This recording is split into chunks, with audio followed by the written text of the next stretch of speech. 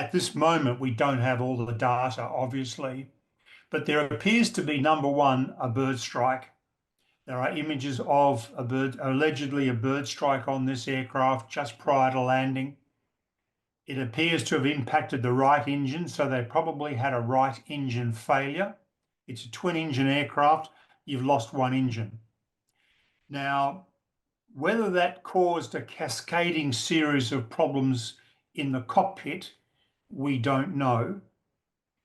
But for whatever reason, the undercarriage of the aircraft has not been lowered.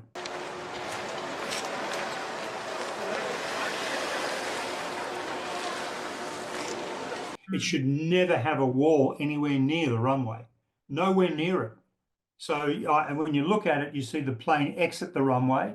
It then travels about 100 meters, possibly less than that, and impact the wall. Now, I haven't done the research, Lisa, but I would say that absolutely contravenes international standards to have that wall there. No question about it.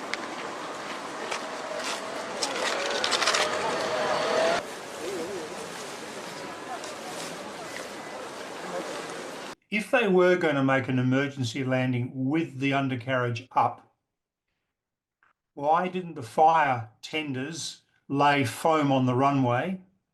Why weren't they in attendance when the plane touched down? And why did the aircraft touch down so far down the runway that it had no chance of stopping before it exited the runway? And why was there a brick wall at the end of the runway? So there's a whole series of questions that beg answers to which we don't have at this stage.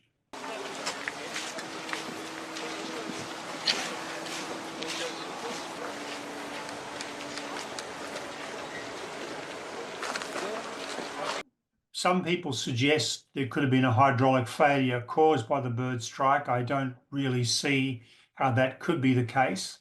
However, even if there was, you can crank the undercarriage down with a hand crank. You can lower it manually.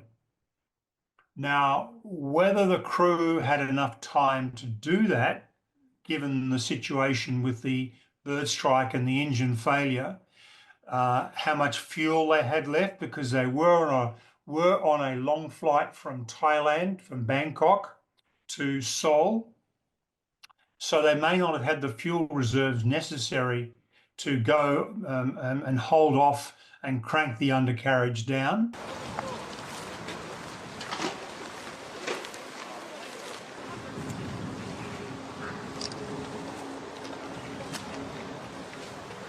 A bird strike is not unusual. Problems with an undercarriage are not unusual. Yes, they do happen from time to time. Bird strikes happen far more often, but typically they don't cause the loss of an aeroplane by themselves. Now, the cockpit situation is something we just don't know anything about until we're able to get the cockpit voice recorder recovered.